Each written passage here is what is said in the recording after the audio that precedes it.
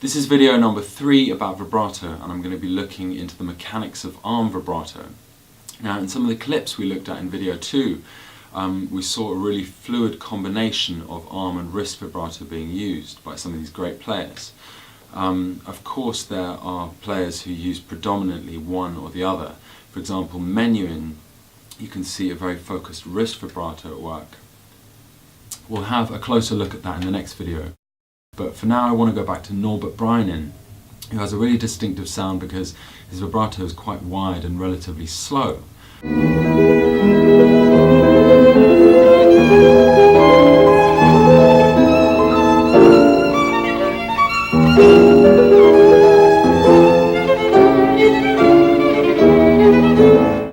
If we look in more detail, we can see that he's using a very clear arm vibrato, and although everything is supple and relaxed in the hand, there's actually very little movement coming directly from the wrist. Here's the same clip slowed down.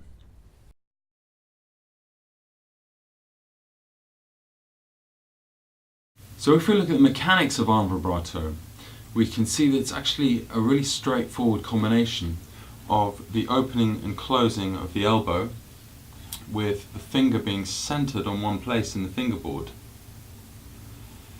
Now, before we look at that more closely, I often find it really helpful to practice some left hand things with the fiddle down like this in a guitar position, partly because we're sitting and we're relaxed and we're free of any possible tensions associated with playing position, but also we've got a great sense of perspective here, and we can see exactly what's going on with our wrist, unlike when we're up like this and the wrist is behind the instrument.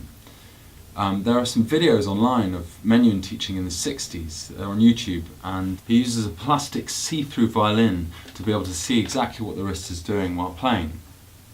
Check out those videos, they're super interesting. He talks all about the principles of violin playing. Anyway, if you don't have a see-through violin kicking around, then this is a good solution. Let's get back to the mechanics of arm vibrato. So start with this opening and closing of the elbow, and let your fingers glide across the top of the strings really lightly. Now we're going to apply a tiny bit of pressure to one of our fingers. Let's use the second finger. I'm talking maybe 3%, 4% pressure. And as you do that, it'll start to stick, and you'll notice the knuckle rock back and forth, just the way that we saw in the high fits clip in video number 2. Now apply just a little bit more pressure, I'm talking maybe 7 or 8%, and the hand will naturally center itself in one place on the fingerboard, i.e. on one note, keeping the knuckle really supple. Here it is as a separate back and forth movement, and as a continuous one. Now obviously we want to look at all the fingers separately, and notice how they each behave slightly differently, because as we go up the hand, the angle of the finger relative to the angle of the string changes slightly. So you might find it's a bit less mobile with the third and fourth finger, particularly the fourth, as with the first and the second. So we need to rebalance and do a bit more work on those fingers. Here they are, a bit more fluid, a bit faster. And try and keep the vibrato going as you change fingers. That's something that I'm going to focus on in a later video.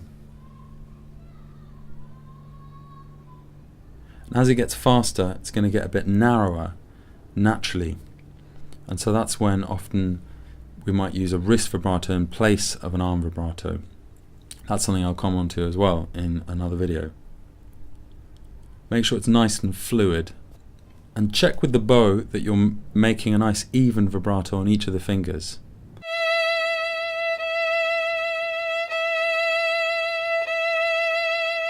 So the really important thing to remember here is the guiding principle that we looked at in the second video, and that is that the movement taking place in the fingers is actually a response to what's being led from lower down, whether it's the arm in the case of arm vibrato or the hand in the case of wrist vibrato, and that at all times the knuckles stay super supple. Now it's wrist vibrato that I want to focus on in the next video, but for now let's put some of this into practice, and with a generous arm vibrato, let's try and recreate that special Norbert Brainin sound.